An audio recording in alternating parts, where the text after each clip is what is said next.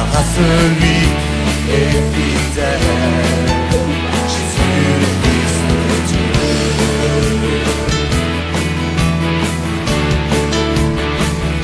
Te rendons gloire, Seigneur. La création te rend gloire. Toi seul possèdes tout pouvoir. Toi seul possèdes tout pouvoir. Toi seul est le Dieu qui règne. Monsieur, comme la pluie et la neige descend des cieux, il ne retourne pas sans avoir arrosé, fécondé la terre et faire germer les plantes, sans avoir donné de la sémence au semeur et le pain à celui qui mange. Ainsi en est-il de ma parole sur la guérison divine. Amen. Amen. La Bible dit la nature ne vous enseigne-t-il pas. Ça fait un moment en Guadeloupe, dès que je commence à prêcher, le dimanche, la pluie commence à... Ah, vous avez entendu, dès que je commence à prêcher, la pluie commence à tomber. Dès que je tiens le micro, jusqu'à ce que je finis, allez. Alors on a compris que Dieu a fait d'arroser les choses. Alléluia, et Dieu soit loué. Et quand j'ai lu cette histoire, parce que, en fait, pendant des années, j'ai évolué dans la guérison divine, mais en priant pour les gens, jusqu'à ce que Dieu me montre, en fait, que le souci que les chrétiens ont, ils n'ont pas suffisamment la connaissance dans ces domaines. Le fait que nous n'avons pas la connaissance dans ce domaine, notre foi, la guérison, a connu une baisse dramatique. Il faut vraiment que vous soyez conscients que notre foi a connu une baisse catastrophique. C'est dramatique. Donc c'est vraiment un chaos dans ces domaines au milieu des chrétiens. Or, ce sont en fait en réalité la puissance de Dieu qui a fait la force de l'Église primitive. Car face à la connaissance avec les pharisiens, ces gens qui étaient des instruits, pas des illettrés, de simples pécheurs, ils ne faisaient pas poids pour qu'ils soient acceptés et Jésus soit reconnu dans un pays où la religion et la doctrine a été implantée des millénaires avant son arrivée. Il fallait que Jésus amène autre chose. C'est pourquoi la Bible dit, quand Jésus prêchait, il prêchait avec autorité, qui le faisait démarquer des pharisiens. Et un des pharisiens, un docteur de la loi, viendra les rencontrer, qui s'appelle Nicodème. Il dit non, personne ne peut faire ce que tu fais si Dieu n'est pas avec lui. Alléluia. Et lorsque nous vivons dans une époque, dans une période où la puissance de Dieu est mise à part, et surtout la guérison divine est abandonnée, il faut que nous puissions revoir notre foi. Il faut que nous retrouvions la foi à la guérison, s'il vous plaît. C'est insulter la crucifixion de Dieu lorsque vous arrêtez à quoi? À la guérison divine. À Guadeloupe, j'expliquais quelque chose. Je dis, vous savez pourquoi Dieu n'agit plus dans le milieu catholique? Parce que leur Jésus est encore attaché à la croix. Donc le fait qu'il est attaché à la croix, il ne peut plus agir. Parce que ses mains sont attachées quelque part. Ses jambes sont attachées quelque part. Mais notre Jésus à nous, la croix est vide. Donc le seul moyen que nous avons de dire que Jésus est vivant, c'est au travers de ses actions. Amen. Nous n'avons pas d'autre moyen de salut. Donc il faut que nous retrouvons la foi à la guérison divine. C'est pourquoi quand Dieu m'a appris, je dis bien, après des années de guérison divine, Dieu m'a appris qu'on les fait de manière instinctive. Mais nous n'avons pas suffisamment la connaissance sur ce domaine. On les fait parce qu'on dit, ah, même vous allez imposer les malades, ainsi de suite. Mais avoir la connaissance sur ce point doctrinal, peut avoir cette connaissance. Or, la Bible dit, la doctrine d'imposition de main. Cela veut dire, ça doit être enseigné et que les gens doivent comprendre. Je suis dans le livre d'Ésaïe, chapitre 6. On dit la doctrine d'imposition de main. C'est qu'il y a toute une doctrine que nous devons apprendre pour dégager la puissance de Dieu. Est-ce que vous êtes avec moi? Amen. Est-ce que vous êtes avec moi? Amen. Donc c'est pourquoi j'ai béni le Seigneur, la manière qui conduit les choses. Alléluia. Amen. Beaucoup acceptaient la maladie dans leur corps, mais ils ne savaient pas que leur corps était le temple du Saint-Esprit. Or, la maladie a des virus ou des bactéries, des microbes qui détruisent le corps. Et Dieu menace tout ce qui détruit le corps. Car vous avez besoin de votre corps pour célébrer le carnet. Je crois que vous étiez encore là dans cette salle ce matin. J'ai l'impression que vous êtes dehors, vous êtes en train d'admirer les neiges.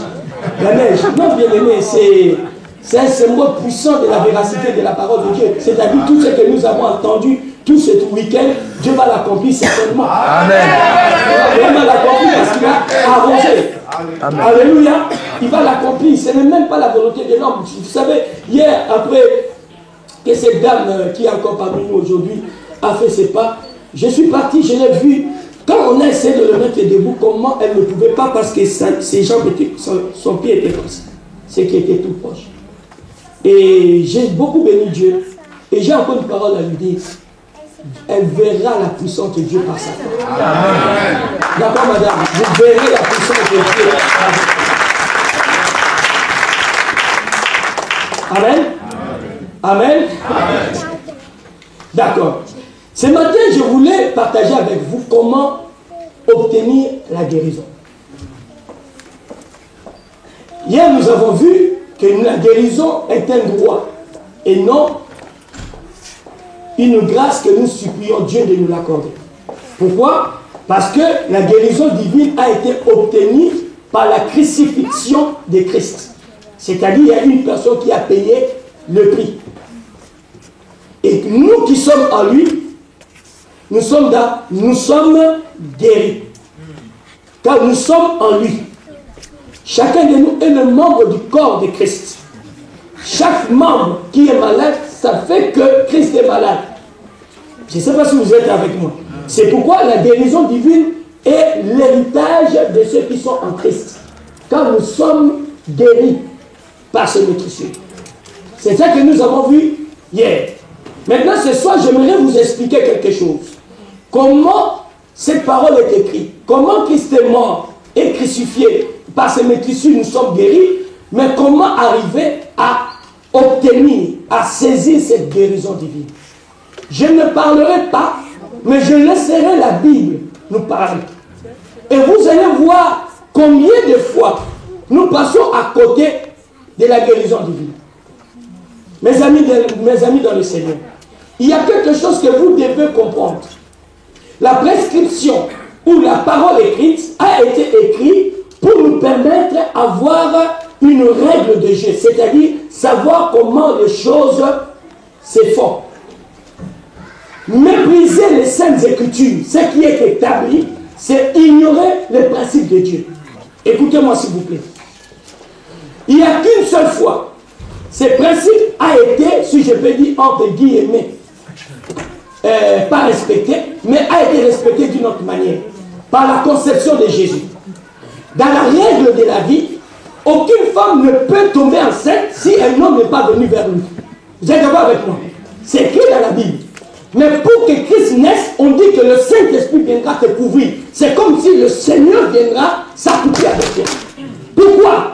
Pour que vous compreniez le principe de Dieu. Même Dieu lui-même ne peut plus le violer. Jésus n'est pas venu parce que Marie n'est pas tombée enceinte comme ça. On dit l'Esprit de Dieu, l'ombre de toute prison, te couvrira. Vous n'êtes pas d'accord avec moi? C'est ce qui se passe quand l'homme veut aller voir sa femme, il la couvre. Pourquoi? Parce que c'est un principe établi. C'est pareil pour le reste des choses. Tu ne peux pas obtenir des choses de Dieu si tu n'es pas prêt à suivre ces principes. Et dans la guérison divine, qui est une doctrine, vous devez apprendre comment vous pouvez obtenir la guérison divine. Mes amis, cela est très essentiel pour votre foi. Et c'est là où il y a des problèmes, mes amis. La guérison est déjà accomplie. Christ a déjà payé ce qu'il faut. Maintenant, nous là, qui sommes les ayants droit de cette guérison, nous ne connaissons pas les principes de la guérison divine.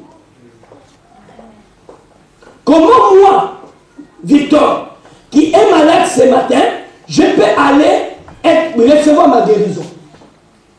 Qu'est-ce que je dois faire pour que je sois guéri de ma maladie? Pour cela, mes amis, j'aimerais vous ramener dans le livre de Marc. Je crois que c'est un livre que nous avons lu. Hein? J'ai un passage que j'aimerais avoir qu'on puisse aller à Marc, c'est retourner encore pour votre foi.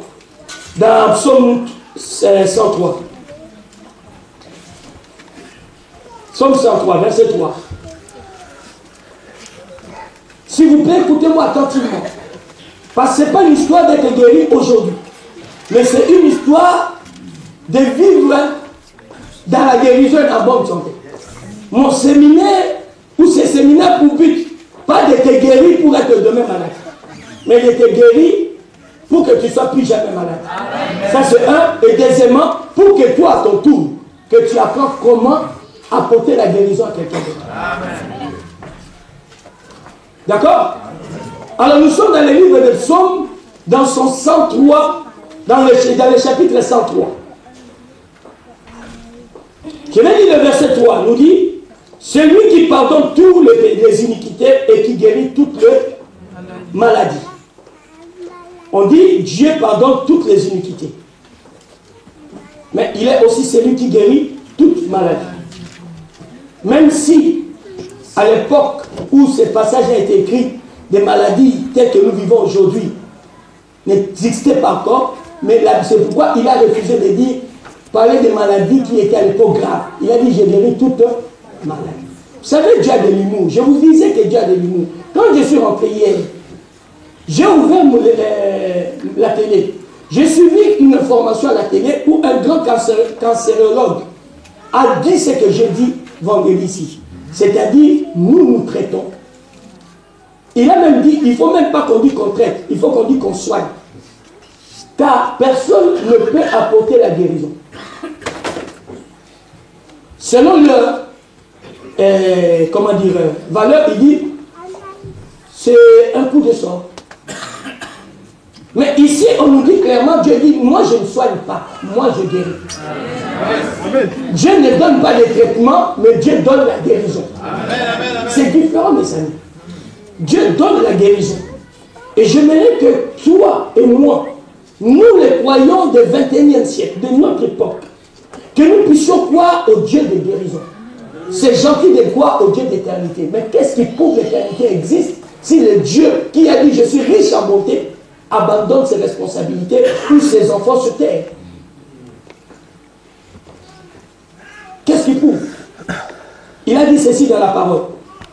Vos parents, en parlant de père, méchants qu'ils ont été, ils ont eu su toutefois vous donner des bonnes choses. C'est ça, hein? Et à combien plus forte raison, moi le Père Céleste, je vous donnerai toutes choses si vous me les demandez. Et quand il parle de toutes choses, je reste convaincu que la guérison faisait partie. Amen. Moi je reste convaincu. Parce que dans toutes choses, bien aimé, la faveur est extrêmement et infiniment large. Vous êtes avec moi? Ah, oui. D'accord. Donc toutes ces choses, toi tu-même tu te dis, je connais. Mais moi j'ai besoin de savoir comment obtenir ma guérison. Alors comment obtenir la guérison? Mes amis, il n'y a pas d'autre secret si ce n'est de se référer aux Saintes Écritures. Car il est écrit, faute de connaissances, mon peuple périt. Comment moi, ayant droit de la guérison, comment moi, qui est dans la grâce, la guérison fait partie de mon héritage, des enfants de Dieu, je n'arrive pas à obtenir la guérison. Vous allez comprendre les raisons. Vous allez comprendre les raisons. La plupart des temps, bien aimé, c'est l'histoire des méthodes. Comme je vous ai dit, Dieu a établi la prescription ou l'écriture pour poser des bases, pour établir les règles de Dieu. Et il ne peut pas lui-même le violer. Parce qu'il a établi la prescription ou le logos au-dessus de lui. Qui fait toutes choses selon sa parole. Vous êtes d'accord avec moi? D'accord. Allons maintenant dans le livre de Marc. Dans son 5e chapitre.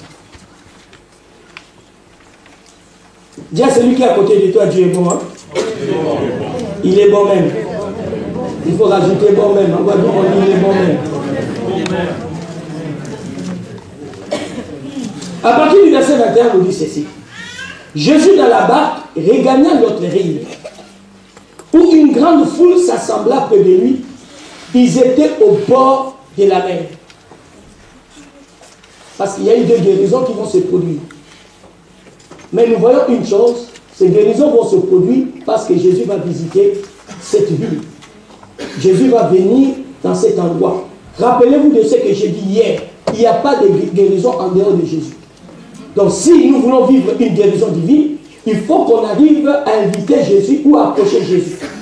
Car c'est là où Jésus est, où se trouve la guérison. Amen. Je ne sais pas si vous êtes avec moi. C'est seul Jésus qui peut guérir. Mais pour que Jésus guérisse, il faut que nous arrivons là où il est. Suivez-moi attentivement. J'aimerais aller avec vous doucement. Verset 22. Alors vint un chef de la synagogue, nommé Jairus, qui l'ayant aperçu, s'est jeté à ses pieds et lui adressa cette instance prière. Ma fille, ma petite fille, est à l'extrémité. Viens, pose-lui le main, afin qu'elle soit sauvée et qu'elle vive. Parce que cet homme est conscient que la maladie tue. C'est ce que nous avons parlé hier, je crois. Hein, que la maladie tue. N'est-ce pas? Donc, si elle est guérie, elle va continuer à vivre. Elle avait 12 ans, la pauvre fille. Verset 24. Jésus s'en alla avec lui, et une grande foule le suivait et le pressait. Donc, Jésus ne refuse pas d'aller avec lui. Pourquoi? Parce qu'il est venu pour manifester ou accomplir les œuvres du Père. Et parmi lesquelles il y a la guérison divine. Tout service qu'on demande à Jésus, qui correspond à sa mission, il ne peut pas refuser. Amen. Il faut que tu le saches. Amen. Jésus est parti, il n'a même pas discuté. La Bible dit qu'il y avait beaucoup de gens, mais le seul qui lui demande, parce que sa fille est gravement malade, Jésus se déplace jusqu'à chez lui. Pourquoi? Ça faisait partie de son cahier de charge. Jésus est venu pour guérir aussi le malade. Il n'est pas seulement venu pour nous amener dans l'éternité.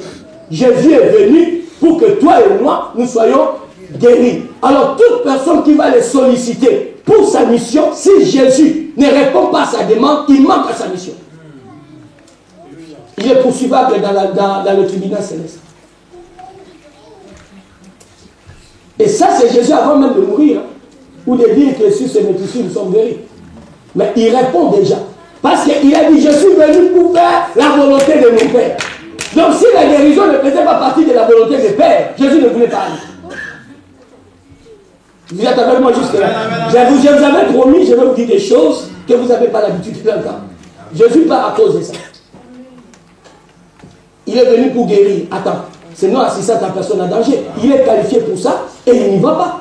C'est dangereux. J'ai dit à quelqu'un, c'est très dangereux. Je vais continuer, mes amis. Nous sommes au 4e verset. Verset 25. Or, il y avait une femme atteinte d'une perte de sang depuis 12 ans. Elle avait beaucoup souffert entre les mains de plusieurs médecins. Elle avait dépensé tout ce qu'elle possédait et elle n'avait éprouvé aucun soulagement. Mais elle était allée plutôt en s'appuyant. Ayant entendu parler de Jésus, elle vint dans la foule par derrière et toucha son vêtement. Est-ce que je peux donner une petite explication là? J'ai expliqué ceci le mardi dernier. Vous savez, on dit que Jésus regagna l'autre bord. C'est-à-dire, auparavant, il était là, il est parti quelque part et il va retourner. Donc, la femme qui avait la perte de sang vivait dans le même contraint, dans le même ville que Jésus. Mais elle va rester avec sa perte de sang pendant 12 ans. Ce contraint s'appelait Capernaum. Et la première fois que Jésus est en Capernaum, il est entré de manière ordinaire. La Bible dit qu'il était lui-même libre d'aller jusque, je suis dans Marc 11 et Marc 1, aller jusque dans les synagogues, prêcher. Personne ne le suivait, personne ne faisait cas à lui. Et quand il finit de prêcher, il commence à guérir les malades. Alors c'est à ce moment les gens commencent maintenant, oh, il y a un monsieur ici, il est grave, hein, il guérit les malades. Pendant qu'il fait ces choses, la femme qui avait la perte de sang a entendu qu'il y a eu une visitation particulière dans notre ville. Jésus finit et il s'en va. Mais cette femme ne vient pas voir Jésus. Retenez, elle a toujours la perte de sang. Parce que Jésus a eu 3 ans de ministère. Cette femme a commencé à avoir de la perte de sang. Jésus n'a pas encore commencé le ministère. Donc la première fois que Jésus vient à Capernaum, cette femme était déjà avec la perte de sang. Alléluia. Alléluia. Alors Jésus dans sa bonté, Jésus part. Mais il retourne. Pourquoi? Parce qu'il sait qu'il y a un problème qui doit être résolu tôt ou tard. Je te dis que ceci. si tu n'as pas été guéri dans le passé, Jésus sait que tu as un cas qui va guérir tôt ou tard. Amen. Il retourne à Capernaum. Dans Marc 2, la Bible dit il est dans une maison où il y avait la foule, on ne pouvait plus l'approcher. On lui amena une personne paralysée, portée dans un civière jusque là où Jésus était. Ils vont casser le toit pour le jeter, n'est-ce pas? C'est là, c'est pas toujours dans la Bible où la femme avait 12 ans de perte de sang, d'hémorragie. Mais Jésus commence à voir déjà de la réputation. Jésus commence à voir déjà, sa renommée était répandue. On commence à voir déjà, il commence maintenant à atteindre le niveau de bénédiction. Donc on commence à parler de lui. Donc on peut plus. Alors là, à ce moment, cette femme avec sa perte de sang est toujours à Capernaum. On amène une autre personne qui était malade. Tant que Dieu ne va pas résoudre ton cas, Jésus viendra encore. Alors j'aimerais que tu dises avec elle. Tant que mon cas n'est pas résolu, il doit retourner là où je suis.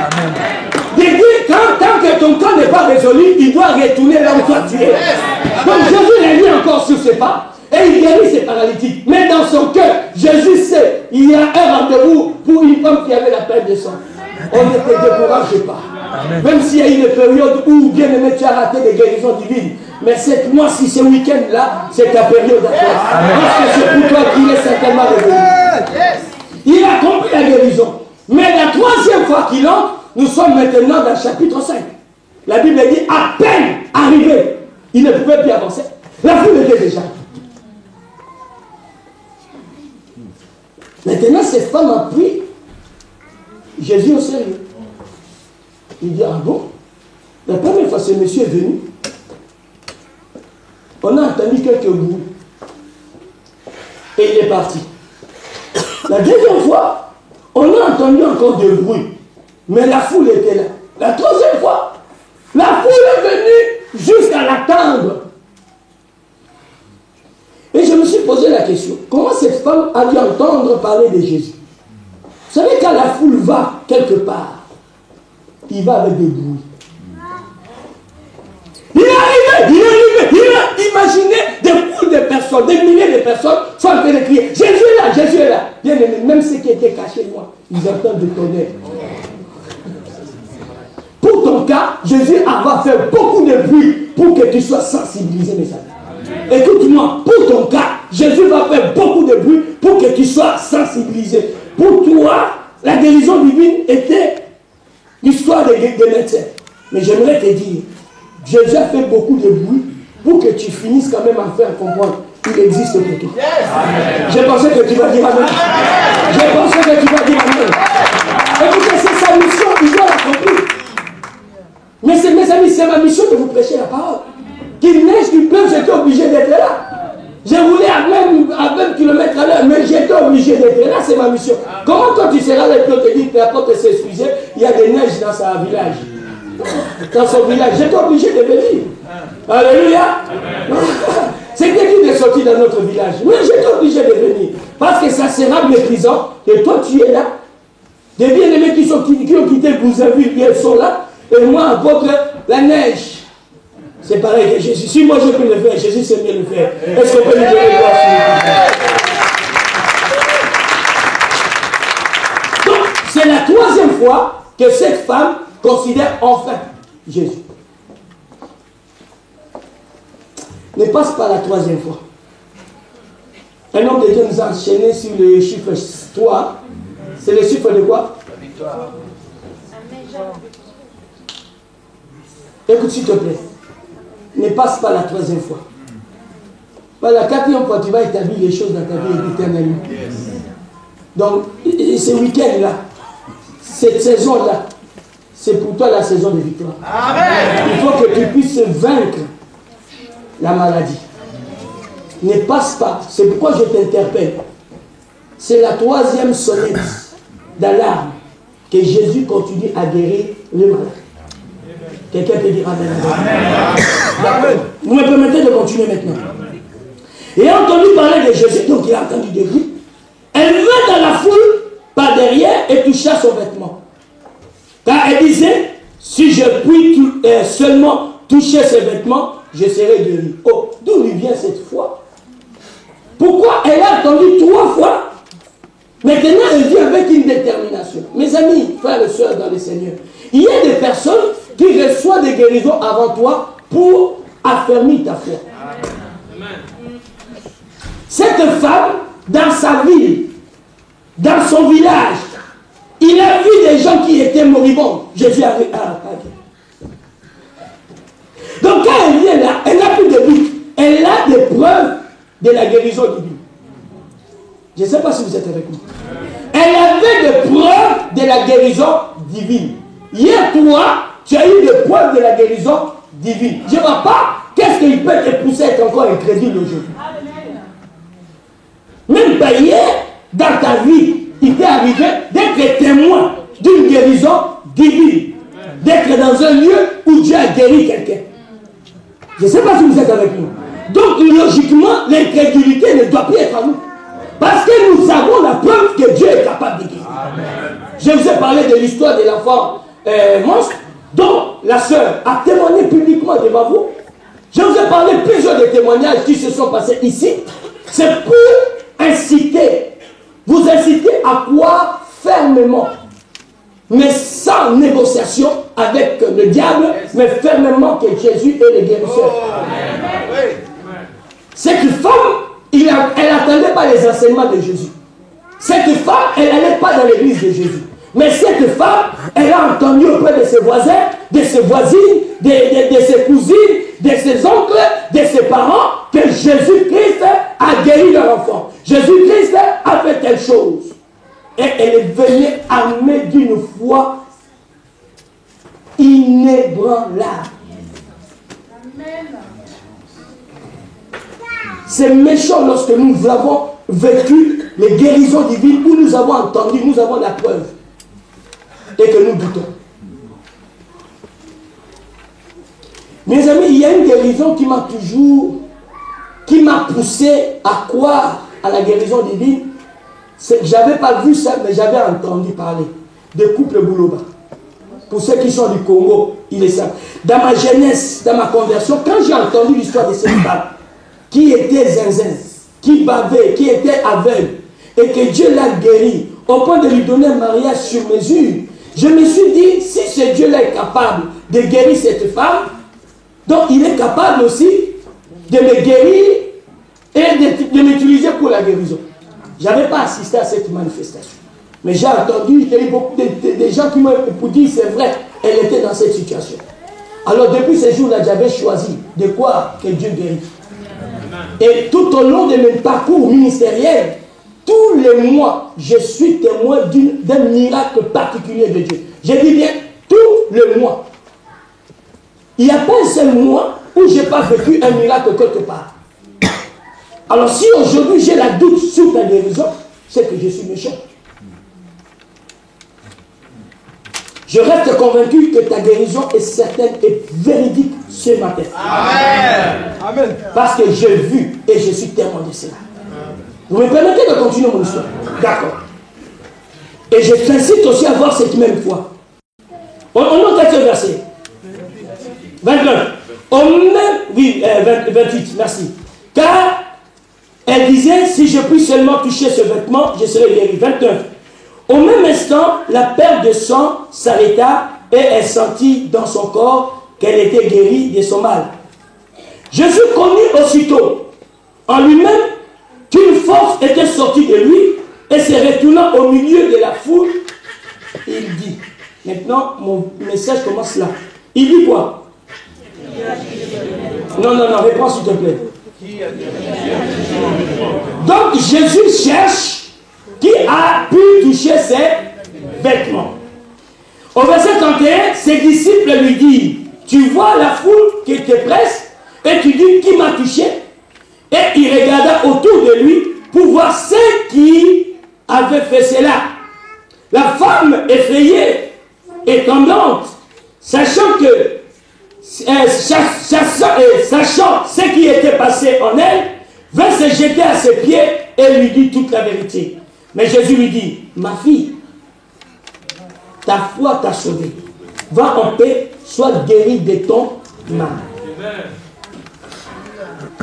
Tu ne peux pas obtenir la guérison si tu ne touches pas Jésus. La guérison divine se produit lorsque quiconque arrive jusqu'à toucher Jésus. Je vais vous expliquer ces principes. Parce que Jésus dit, quelqu'un m'a touché. Maintenant, il tourne et il dit, ses disciples disent, mais c'est normal, tu es empressé de tout part. Il y a la foule qui sont là. Mais la plupart d'entre nous, nous empressons Jésus sans en fait une détermination réelle. Nous l'empressons seulement là, nous sommes devenus comme des simples fanatiques. Vous savez, quand les musiciens du monde jouent, tout le monde est là, mais sans vraiment obtenir de quelque chose. Je ne sais pas si vous êtes d'accord avec moi. Amen. Mais il y a eu une personne qui n'a pas approché Jésus comme un simple fanatique. Mais c'est une personne qui est venue vers Christ pour obtenir quelque chose. Et maintenant, quand il a obtenu quelque chose, mais pour l'obtenir, il devait absolument entrer en contact avec le corps de Christ. Donc si toi tu veux être guéri, il faut que toi aussi tu puisses entrer en contact avec le corps de Christ. Il faut les toucher. Et comment dans cette période, dans ce temps où Jésus est invisible, on peut toucher son corps? Comment je peux faire? Parce que depuis que j'ai commencé à prêcher ces séminaires, animer ces séminaires, à aucun moment nous avons vu Jésus en chair et en os. Maintenant, moi je te dis, pour que toi tu sois guéri, il faut arriver à toucher. Je vais te démontrer par un plus un. Quiconque a reçu la guérison avec lui, il a su toucher Jésus d'une manière évidente. Il faut que bien aimé tu arrives. Et quand Jésus lui dit, cette femme se dévoile, Jésus lui dit quelque chose. Ta foi t'a sauvé. Cela veut dire ceci, la foi que tu as est une main invisible qui est capable d'entrer dans l'invisible pour toucher le Dieu qu'on ne voit pas. Donc la foi est une main invisible. Est une main invisible qui est capable d'entrer dans l'invisible pour toucher Jésus-Christ.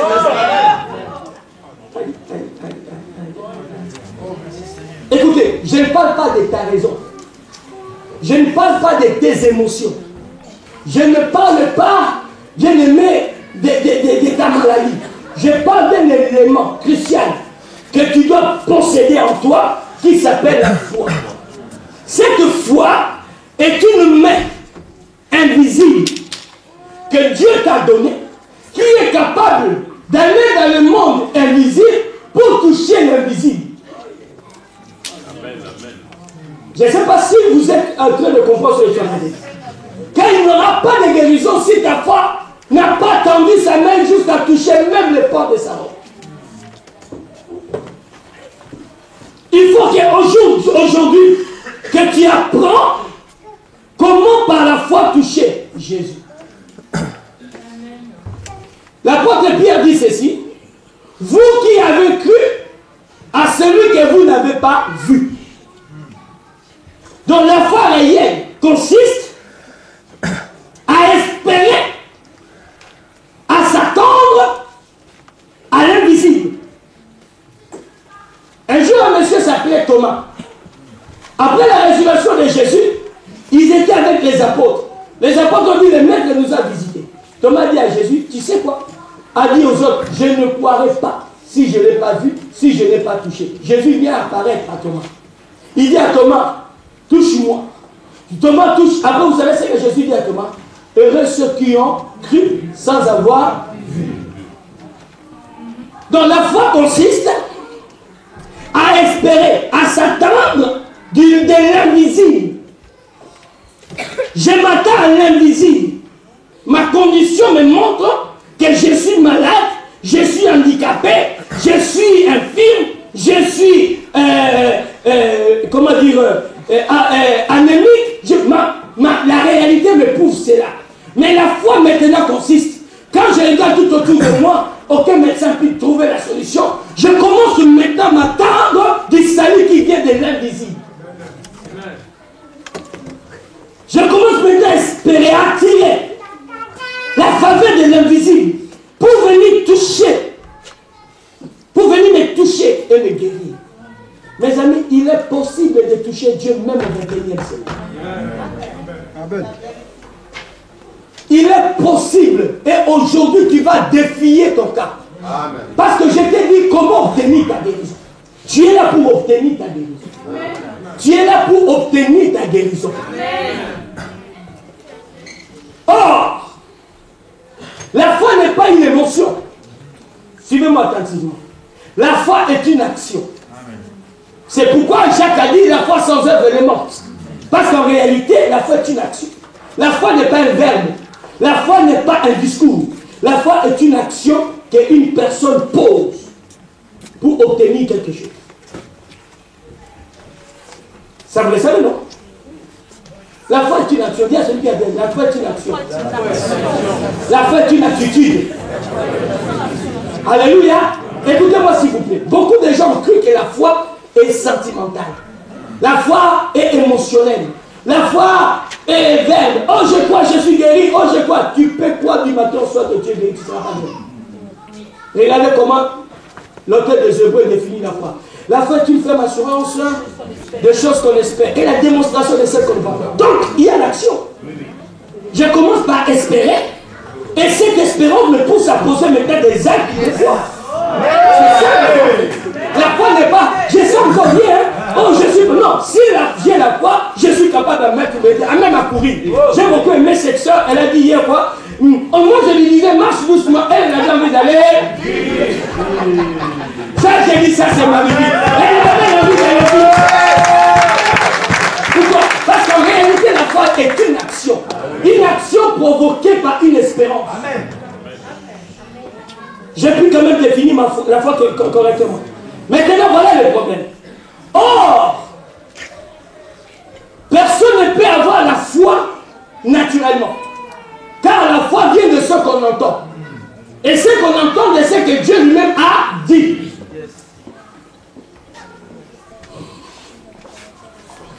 Pour être guéri, pour avoir la foi, il faut avoir la foi. Pour avoir la foi, il faut entendre Dieu. C'est ça? Qu'est-ce que Dieu a dit? Dans le cas où je suis, qu'est-ce que Dieu a dit? Dans ma situation, qu'est-ce que Dieu a dit? Et c'est là où je vais maintenant bouleverser tout le monde.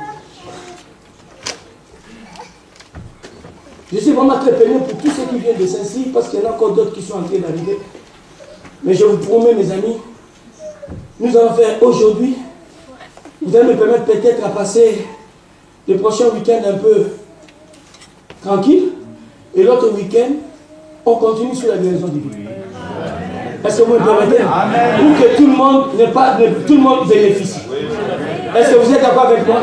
Pas le dimanche prochain, mais l'autre week-end, 2 encore. Donc là, c'est premier touché, deuxième touché. D'accord? Là, on sera. Là, il y a des gens qui ont commencé vendredi, samedi.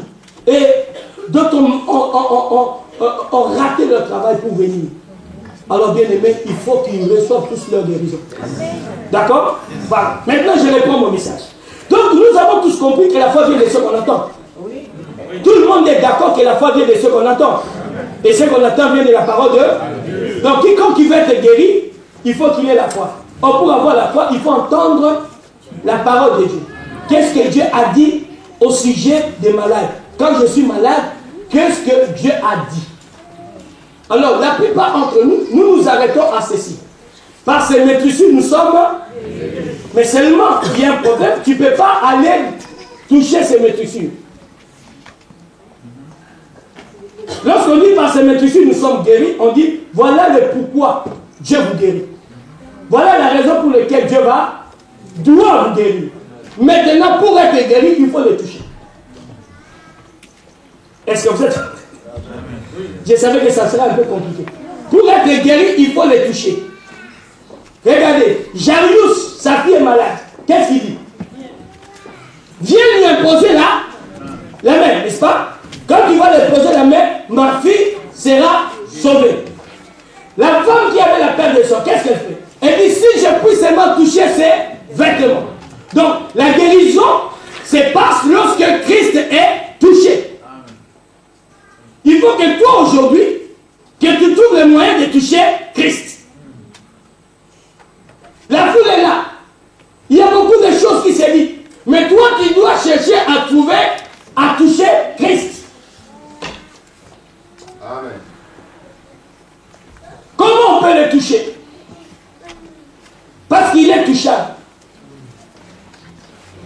C'est là qu'on dit ceci. Dans le livre d'Éphésiens, au chapitre 4, le verset 11, on nous dit, j'aimerais qu'on le trouve s'il vous plaît, c'est le secret. Et si on peut le projeter, je ne sais pas si vous avez le projecteur, Éphésiens chapitre 4. Commence même par le verset 10.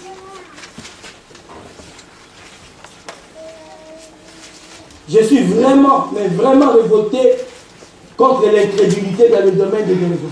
Celui qui est descendu, c'est le même qui est monté au-dessus de tout, le ciel, afin de remplir toutes choses.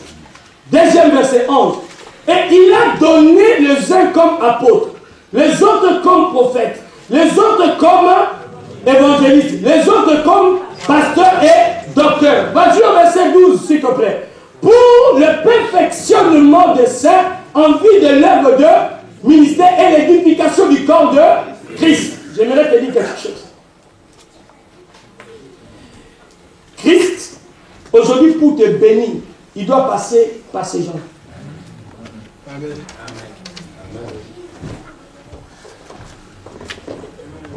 Il ne peut pas de lui-même te toucher en chair et en os. Il faut qu'il te donne des gens que lui-même il a ouï et il a doté de dons pour ta guérison. Amen. C'est la vérité.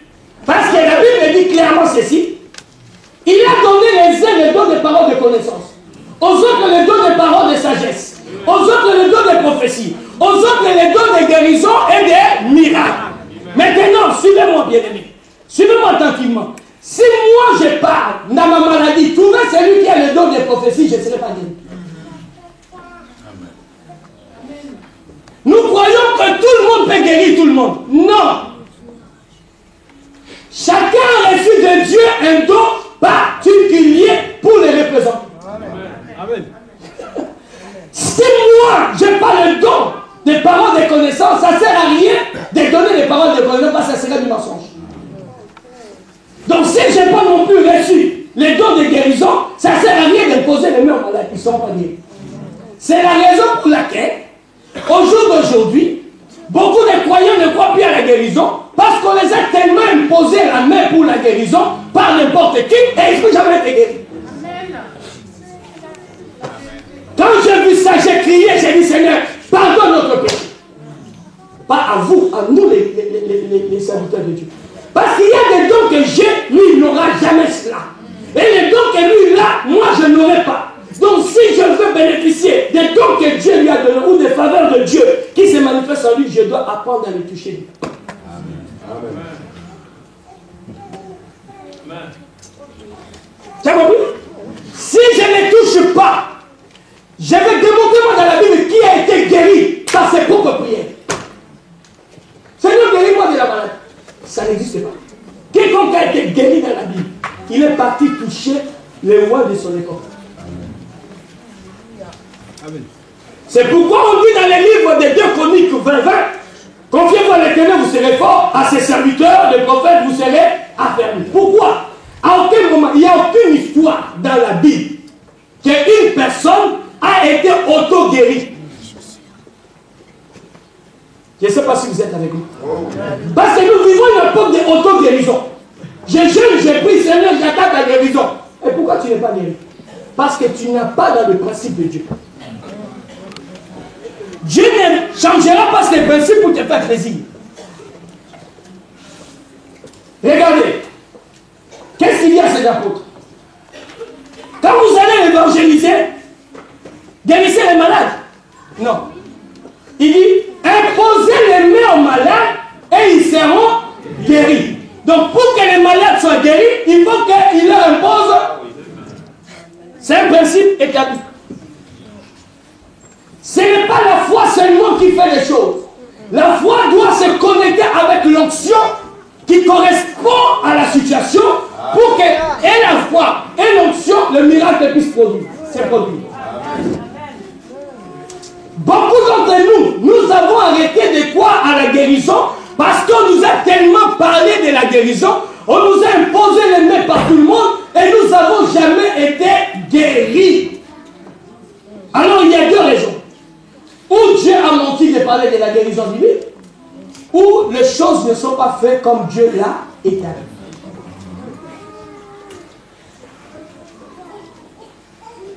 Oh, j'étais convaincu que vous allez rester silencieux. Regardez dans le livre de Jacques 5. Qu'est-ce qu'on dit?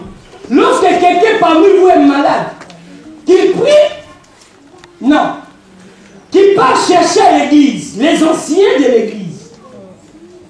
Pourquoi les anciens? Ils sont les garants. Il n'y a même plus d'autorité dans cette génération que vous êtes loin d'imaginer. Or, la maladie est une autorité.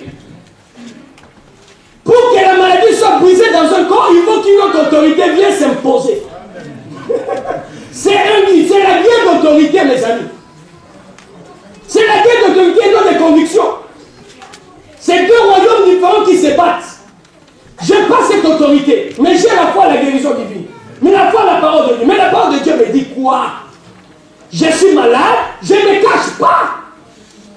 Je ne disparais pas. J'appelle ceux qui ont reçu l'autorité. Suivez-moi attentivement, suivez-moi attentivement. Quand Dieu envoie Moïse voir Pharaon, bien aimé, la guerre n'était pas la guerre de conviction, c'était la guerre d'autorité ou de puissance. Moïse jette son bâton se transforme en quoi? En serpent. Les magiciens de Pharaon viennent, ils jettent leur bâton. Bien aimé, les saluts se trouvent dans la compétition de puissance des royaumes. C'est pourquoi Paul a dit, le royaume de Dieu ne consiste pas dans la verbe, mais consiste dans la puissance. Amen. Pourquoi un royaume ne peut pas tenir sans la puissance? La constitution des royaumes est pour les citoyens du royaume. Mais l'existence d'un royaume a besoin de la puissance, d'une armée forte et bien dirigée, qui agit selon les stratégies qu'il faut.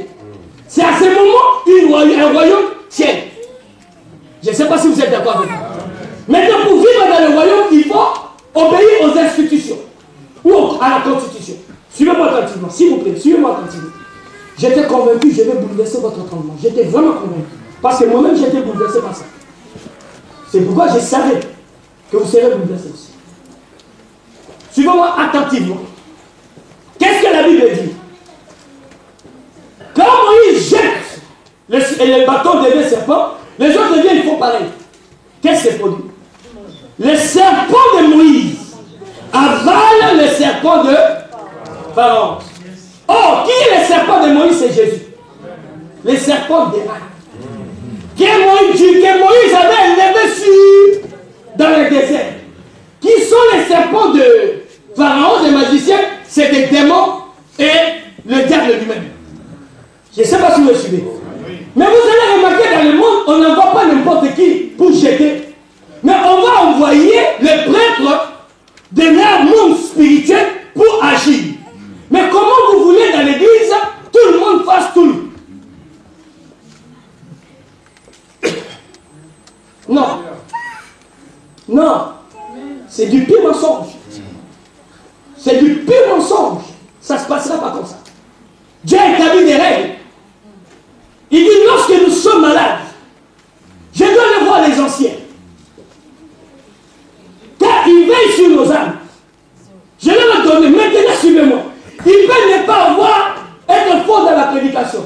Mais le fait qu'il est déclaré ancien, il est automatiquement, il a reçu l'onction pour ça. Amen. Dieu m'a fait grâce de fréquenter une autorité. Un jour, j'ai parlé avec lui. Il m'a dit, oh là là, le chef d'État, malgré qu'il est jeune, mais il a une sagesse extraordinaire. J'ai dit, mais pourquoi? Il dit, mais regarde la tête, comment il arrive à résoudre les problèmes. Et puis je l'ai regardé, j'ai dit, écoute-moi, c'est pas parce qu'il s'appelle un tel, c'est pas parce qu'il a tel âge. Le fait qu'il ait autorité, l'onction royale est descendue sur lui. Que vous voulez ou pas, ce qu'on dit toute autorité est établie par Dieu. Même quand il est incompétent, le fait qu'il est établi, l'onction de Dieu est sur lui. Vous savez, quand tu es chef d'État, tu es le chef, aussi le chef d'État de tous les sorciers. Tu es le chef d'État de tous les occultistes. Mais comment on ne peut pas voter un chef d'État? Un chef d'État est invoutable. Oh, je vous assure, un chef d'État est invoutable. Tous les sorciers peuvent jeter le sort. Il ne sera pas voté à cause des principes de l'autorité. voir, c'est un jeune homme, mais quelque part toi-même tu continues, mais qu'est-ce qui se passe? Mais en fait, c'est le principe de l'autorité. C'est pareil dans le monde de Dieu. Quand vous êtes là, si nous ne savons pas bien aimer, nous soumettre aux autorités, il est impossible que les maladies quittent ton corps. Je savais que vous allez laisser silencieux. Mais je vais vous le démontrer maintenant. D'accord? Est-ce qu'on peut aller dans le livre de Jacques en question?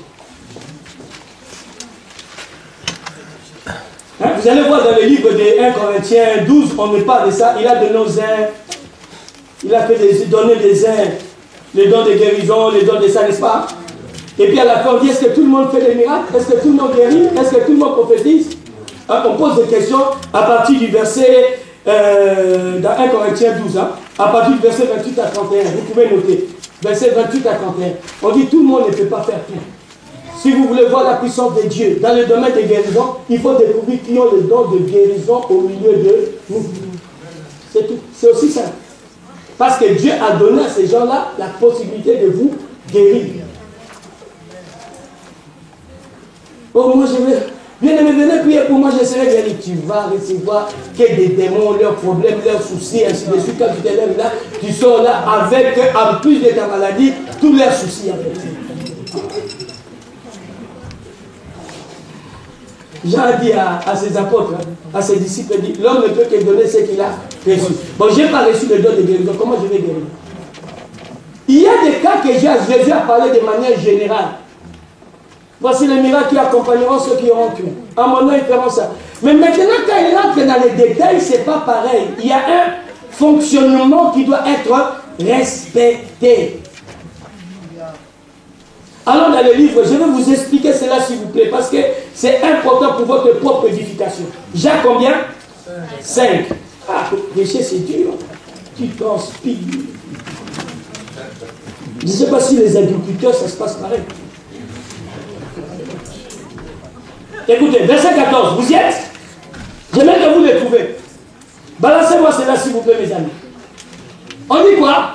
Quelqu'un parmi vous est-il malade? Qu'il prie. Quelqu'un parmi vous est-il malade? Qu'il prie chez lui à la maison. J'aimerais vous dire quelque chose. Tout ce que vous attendez comme lettre écrite, comme épître, veut dire la lettre aux églises. Ce qui est écrit dans l'évangile, ce n'est pas des lettres écrites à l'église, c'est écrit dans le mot pour le monde, l'humanité.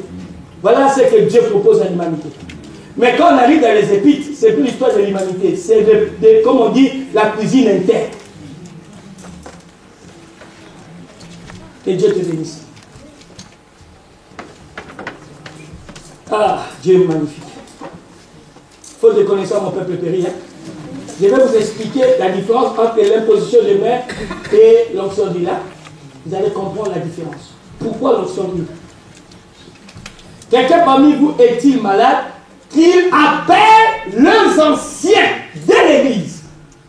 Pourquoi? Parce que Dieu, pour encadrer son peuple, nous avons tous trouvé grâce devant Dieu. Mais pour l'organisation et le bon fonctionnement, il établit des anciens, qu'on appelle les anciens du peuple. Leur rôle, dans les langages, dans l'anglais, on les appelle bishop, surveillant, protecteur. Leur rôle, c'est de sécuriser le peuple de Dieu. C'est ça, contre le monde spirituel. Suivez-moi attentivement. D'ailleurs, vous avez eu d'expérience, beaucoup d'expérience. Quand je pouvais dire à quelqu'un, personne ne me dépasse. Restez tous derrière moi. Et quand quelqu'un pouvait me dépasser, c'est ce qui pouvait arriver. Écoutez, il y a des choses que vous ne maîtrisez pas dans le monde spirituel. Quand Dieu appelle et établit quelqu'un, vous ne savez pas des myriades d'anges que Dieu met au service de cette personne. Vous ne savez pas. Et la protection qui peut être là comme couverture. Mais suivez-moi, mes amis. Il dit, vous appelez les anciens de l'église. Et que les anciens de l'église prient pour lui, en l'honneur d'huile au nom du Seigneur Jésus. Dans le nom du Seigneur. Ce Seigneur-là, c'est Jésus, n'est-ce pas? À mon nom, vous allez guérir. Donc, au nom de Jésus. Mais pour guérir, il faut que cette personne soit d'abord loin d'huile. Pourquoi, mes amis? Il y a une nuance entre l'imposition La guérison par l'huile d'onction. La guérison par l'huile d'onction est pour l'église. Quiconque est membre d'une église. Parce qu'il est dans le corps. Comme l'huile descend de la tête d'Aaron jusqu'à toucher les membres. C'est la raison pour laquelle on dit il faut qu'on te voie d'huile. Si tu ne fais pas partie du corps, on ne peut pas te voir d'huile. Je ne peux pas voir de l'huile d'un païen. Parce qu'il ne fait pas partie du corps. L'église est le corps de Christ. Et comme l'huile descend de la tête, c'est Jésus qui est la tête de l'église. Le full onction. Il faut que cette huile maintenant touche tous les autres membres. Amen.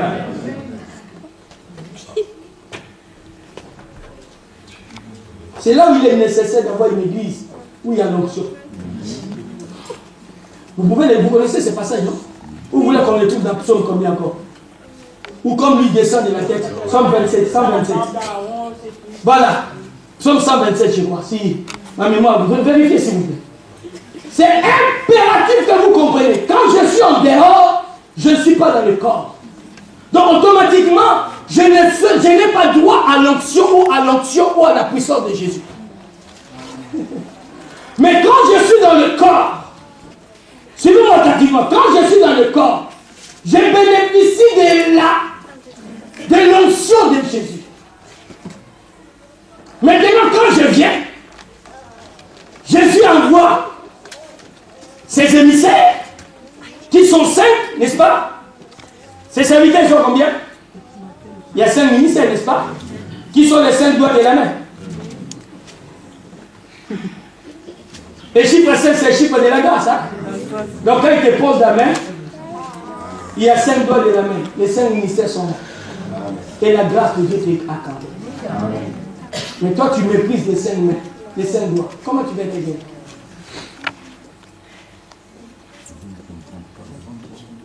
C'est 33? 133-2. Vas-y, quelqu'un, 133-2. Voilà. C'est comme l'huile précieuse, voilà, l'onction c'est ça. L'huile précieuse qui est répandue sur la tête, descend sur le barbe, sur la barbe d'Aaron, qui descend sur le bord de ses. La femme a touché quoi? Les bords de ses ou le bord de ses. Donc pour nous qui sommes en Christ, pour nous qui sommes à l'église, voilà le moyen que Dieu a trouvé pour nous apporter la guérison divine. Car l'onction d'huile est le moyen que Dieu a donné à l'église ou à son peuple pour briser les jougs. Il dit l'huile la graisse va faire éclater les jougs.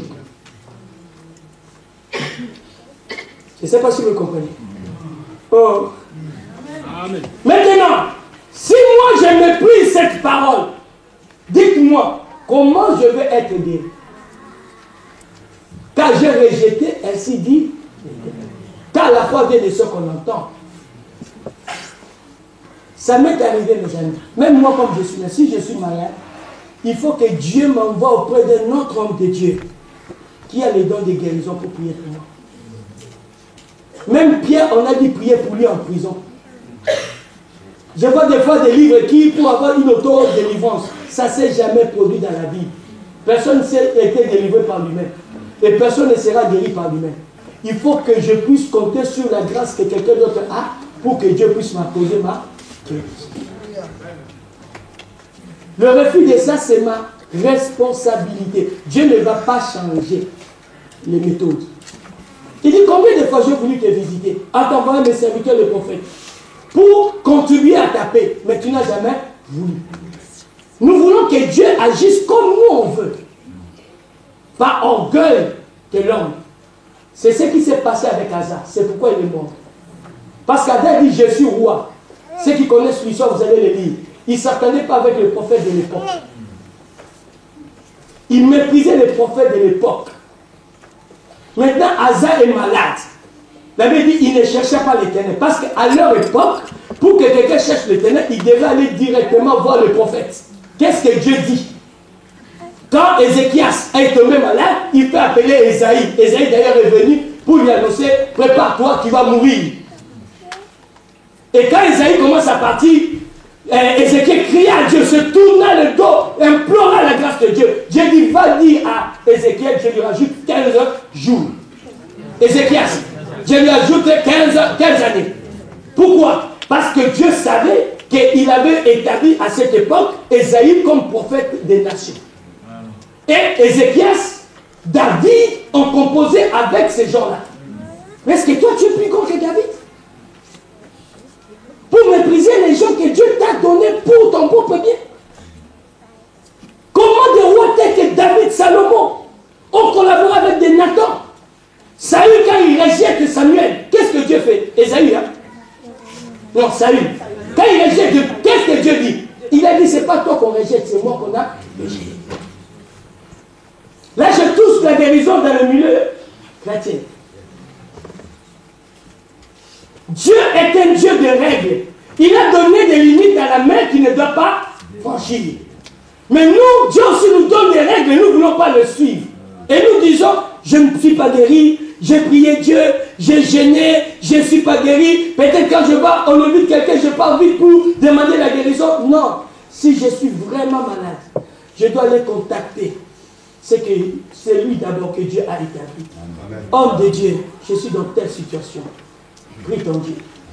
C'est pourquoi tous ceux qui ont été déclarés séropositifs dans les années 1999 jusqu'à 2004 ont été guéris dans cette église sans que vous le sachiez. Ils étaient à côté de vous, ils avaient le sida. Ils ont été guéris sans que vous le sachiez. Pourquoi? Parce qu'à l'époque, tous savaient, il faut aller voir l'apôtre, on va discuter, quand il va prier, ils étaient guéris. Donnez-moi un seul exemple d'autres qui n'étaient pas guéris à l'époque. Mais depuis que vous êtes devenus autonomes spirituellement, je vois que les problèmes s'assiedent dans votre vie. Et vous ne réalisez pas que ça devient un drame. Qu'est-ce que ça sert? Vous savez, quand Dieu dit à Élisée, dit à cet homme-là, comment il s'appelle? Naaman, va se jeter dans l'eau. Naaman dit, mais pas. Est-ce que là-bas, il n'y en a pas? C'est ça. Nous avons la foi ou l'attitude de Naaman. Pourquoi ne voir Élisée? Pourquoi ne se jeter dans l'eau? Non, mes amis. Dieu a mis ses principes pour nous accorder la guérison divine. Nous avons entendu le bishop Mia a dit quoi? Cette femme, son enfant, je crois, était gravement malade. Hein? Il vient dire, j'attends ma vie. Si aujourd'hui, je ne suis pas guéri, ma fille ne sort pas de l'hôpital, j'ai mes des amis dans l'église. Vous n'avez pas entendu cette demande? Bien aimé, vous ne savez pas venir réclamer à Dieu votre droit. Nous sommes tellement polis, plus polis même que les règles de Dieu. Non! Dieu me guérit à cause de son onction. Et son onction est symbolisée par lui. Et quand je vais être guéri, je dois trouver celui que Dieu a établi. Celui dit, bon, fais ça, fais-le, tu verras la solution. Pas parce qu'il est parfait, mais parce qu'il a été établi par Dieu. Amen. C'est tout. Je ne sais pas si vous êtes avec moi. Maintenant, il dit encore deuxième chose. Il dit, allez imposer les mains aux malades, ils seront. Non, revenez encore sur cette histoire. Est-ce qu'on peut aller dans le livre des Actes des Apôtres, chapitre 5? Il ne faut pas les presser parce que c'est vous qui êtes les témoins de ces choses. Il ne faut pas que la puissance de Dieu diminue dans notre époque à cause de notre maladresse. Ce n'est pas bon du tout, mes amis. À cause de l'orgueil, ce n'est pas bon. Il faut que la puissance, plus il y aura la puissance de Dieu, plus les gens vont se convertir. Regardez, malgré il y a la neige, les gens se sont déplacés. S'il n'y avait pas ces séminaires, il y avait un autre séminaire et l'apôtre ne serait pas là, vous serez trois à prier. Pas tout le monde va trouver la neige. Mais là, il neige ou pas, je veux que la maladie la part. L'évangile de la puissance est agréable. Neige ou pas, moi je vais aller. C'est moi-même, même en roulant, je dis, je dois aller, je les avais dit, c'est week-end. Même Fabrice, je pensais qu'il ne viendra pas hier. Non, contrat. Vous avez trouvé? Nous sommes à quel passage? À partir du verset 12, s'il vous plaît. Balancez-moi ici. On va finir là. Non, on ne va pas finir là. On va bientôt finir. On y va. On dit quoi? Beaucoup de miracles se faisaient. Les miracles de produits se faisaient au milieu du peuple. Comment? Par les mains de croyants. Croyants. Nous sommes dans la nouvelle alliance, hein, s'il vous plaît. Donc beaucoup de miracles se faisaient par les mains de croyants. Je suis au début de l'église. Là où il y avait des miracles spectaculaires. Voilà ce qui est écrit. Ils se tenaient tous ensemble au portique de Salomon. Deuxième verset, s'il te plaît. 13. Et aucun des autres croyants n'osait se joindre à eux, c'est-à-dire à essayer de copier ou à faire ce que eux, ils étaient en train de faire. D'accord? Mais le peuple les louait hautement. Il y avait une considération par rapport à eux. Il y avait une considération. Pourquoi? Si je ne considère pas la source de bénédiction, il n'y a pas de bénédiction. Même Jésus lui-même, dans sa propre vie, il n'a pas pu guérir des malades. Parce qu'on l'a considéré, on l'a méprisé en fait.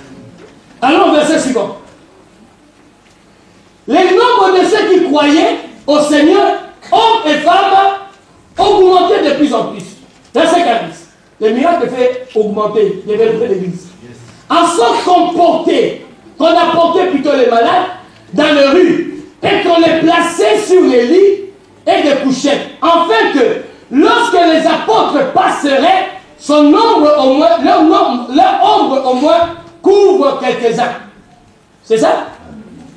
Lorsque les apôtres passeront, que leur ombre, Pierre, pourquoi? Parce qu'on les distingue dans un don particulier par rapport aux autres. C'est pourquoi on met Pierre.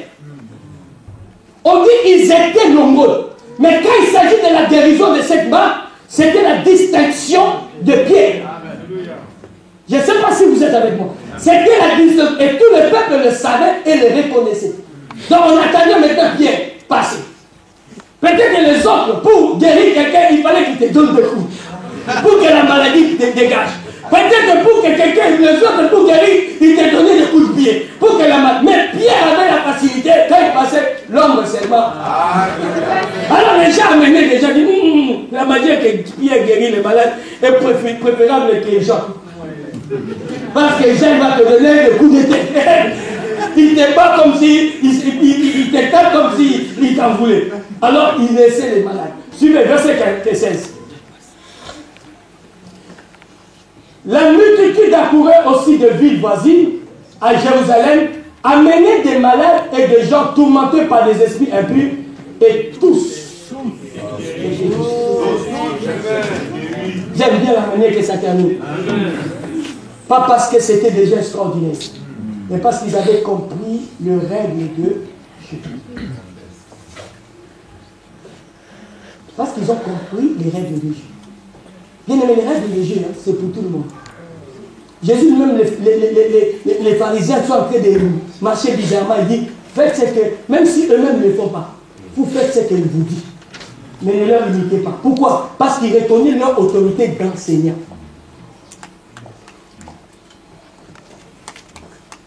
Quelqu'un a compris ce chose de Dieu? Quelqu'un a compris ce chose de Dieu? Il est impératif que nous revenons. Pour que Corneille reçoive les dons du Saint-Esprit, on dit, va appeler Pierre.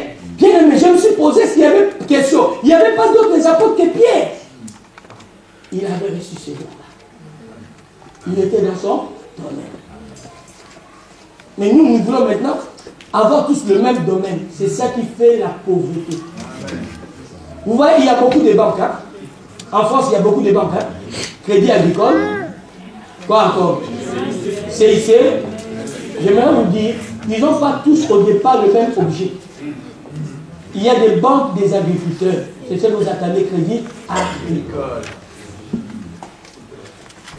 Quand même tu as des avocats, tous les avocats n'ont pas la même compétence. Toi tu vas prendre l'avocat des problèmes de famille, tu l'amènes pour défendre ton cas, pour les litiges des maisons, il ne pourra rien faire. Il n'a pas les compétences qu'il faut. Même dans la médecine. Mais il n'y a que dans l'église, tout le monde est identique, tout le monde est jumeau, tout le monde est pareil.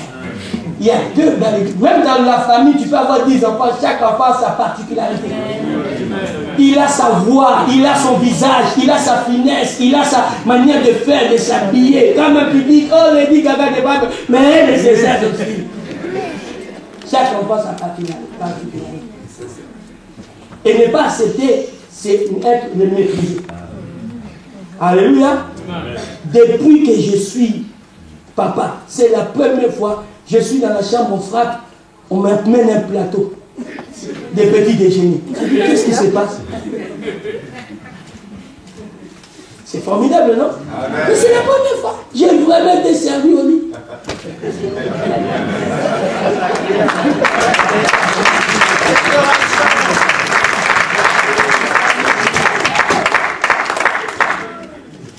Ça, c'est la première règle dans la maison de Dieu. Maintenant, quand nous sommes dans les gens de l'extérieur, c'est là où il parle de l'imposition de main. Et ce n'est pas anodin, ce n'est pas par hasard. Il dit, allez faire de toutes les nations, guérissez les malades, allez leur reposer les mains. C'est ça? C'est ça, mes amis? Souvenez-vous, la main a combien de doigts? Ils sont dans la grâce. Donc je leur guéris par grâce.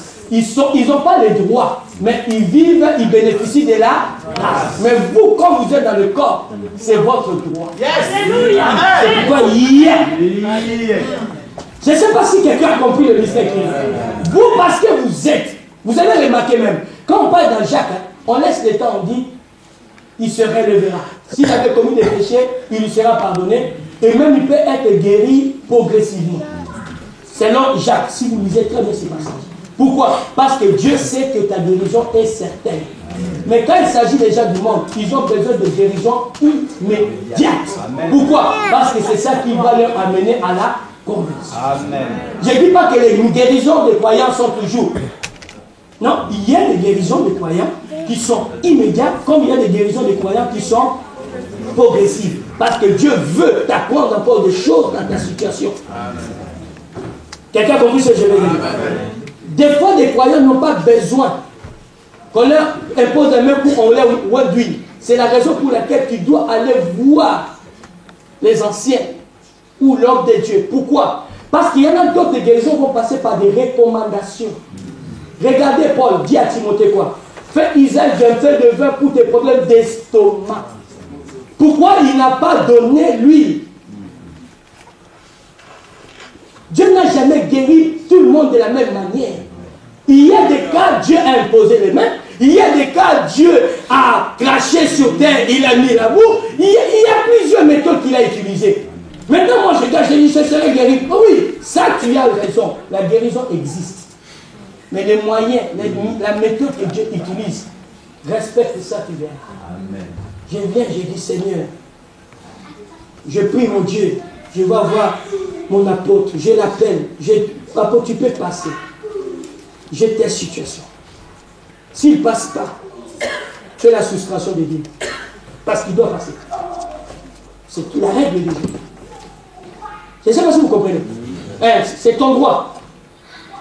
Bon, vous n'avez jamais su ça. C'est ton droit. Il doit passer. Pas pour tuer les mouches ou les moustiques. Mais quand tu es vraiment embêté, il doit passer. Voilà, j'ai compris. Lui, il va chercher la face de Dieu pour connaître le pourquoi de cette situation. Et la méthode que Dieu va lui donner pour ta guérison. Maintenant, quand nous sommes dans les cas des gens extérieurs, il est aussi important, mes amis. N'allez pas dire aux gens, Dieu va vous guérir, vous imposez les mains aux gens et ils ne sont pas guéris. Ils seront endurcis par rapport à la guérison divine. Je connais un cas qui s'est produit dans les années 96 à Strap. À l'époque, je prie à l'église de Strap. Un monsieur a perdu sa femme. Dans leur culture, ils devaient pratiquer certaines choses. Et l'église, à l'époque, j'étais moi habilité dans la délivrance. Mais comme dans l'église, tout le monde est commun. Ils ont dit, lui n'est pas là, on va faire. Donc ils vont lui donner conseil, ne fais rien, c'est pas grave, on y va. Bien aimé, ils ont dans le cimetière, ils font les obsèques. La personne rentre chez lui, il devient fou. Rentre à l'église, il devient fou. Parce que tu te rappelles, il perd la tête. Pourquoi? Parce que la personne qui a donné, c'est pas parce que c'est écrit que tu as le droit de le dire. Il faut que quelqu'un ait reçu le mandat de le dire pour que ce qui est écrit puisse devenir palpable. Et cette personne deviendra fou.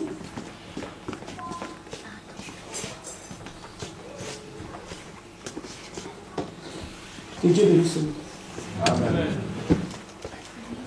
Un, que Dieu guérisse son église. Amen. Deux, que Dieu guérisse son église. Amen. Amen. J'ai compris une chose dans ces choses. Nous souffrons. Dimanche, c'est dimanche que je vais parler comment conserver ta guérison, d'accord?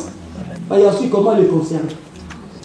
Nous souffrons simplement parce que nous ne voulons pas entrer dans les règles de Dieu. Les règles que Dieu a établies. Si lui-même il ne sait pas en passer pour donner naissance à Jésus, la Bible dit là, envoyer le Saint-Esprit pour vivre. Et nous disons, nous ne voulons pas faire comme lui nous dit. Parce que j'ai la foi. Ce n'est plus la foi. Toute attitude, action que nous posons, qui est contraire à ce que la Bible dit, comprend simplement c'est une folie. C'est pourquoi Paul a dit, ils ont des ailes sans intelligence. Ton intention peut être vraie, peut être bonne, mais ta manière de faire n'est pas ce que Dieu a recommandé. Je dois être même moi-même là capable. Je suis malade, je trouve quelqu'un pour prier. Jamais il y a eu l'auto-guérison. Trouvez-moi dans le passage. Tous ceux qui ont été guéris, on a prié pour eux. Priez les uns pour eux. C'est pas parce que moi je prie pour toi, tu es guéri, que je suis hyper serviteur. Non, c'est parce que Dieu a mis des choses ainsi. Je ne sais pas si vous comprenez. Et ce n'est pas parce que je suis l'homme, je suis le patron de ma femme. Non. Non, la Bible dit, il nous a donné une aide. Mais Dieu m'a donné, a fait de moi homme, et Dieu a fait de lui femme, pour être complémentaire. Donc si je vais manger de bons repas, je dois être sorti avec elle pour qu'elle fasse les bons repas. Amen. Alléluia. Amen.